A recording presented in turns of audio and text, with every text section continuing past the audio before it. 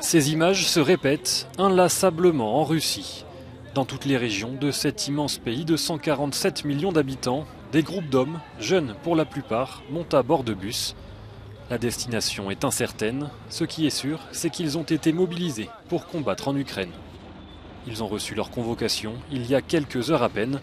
Leurs familles n'ont pas encore digéré la nouvelle. On nous a donné l'assignation aujourd'hui dans la matinée et il est déjà dans le bus. La mobilisation partielle pour réunir 300 000 hommes s'avère chaotique. Certaines personnes ont été appelées à la conscription alors qu'elles sont âgées, malades ou même décédées. Le président russe Vladimir Poutine a reconnu des erreurs et a promis qu'elles seraient corrigées.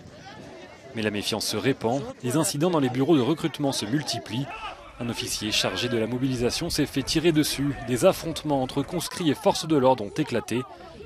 Au Daghestan, des centaines de femmes ont tenté d'empêcher le départ des hommes mobilisés et s'en sont pris à la police. Plus d'une centaine ont été arrêtés. Selon le FSB, les services de sécurité russes, 261 000 hommes ont déjà quitté la Russie. Des files de véhicules de plusieurs kilomètres aux frontières de la Géorgie, du Kazakhstan ou de la Mongolie illustrent la crainte d'une mobilisation générale. Au cours du week-end, 17 000 Russes sont entrés en Finlande et 20 ont demandé l'asile politique, 7 fois plus que la semaine précédente.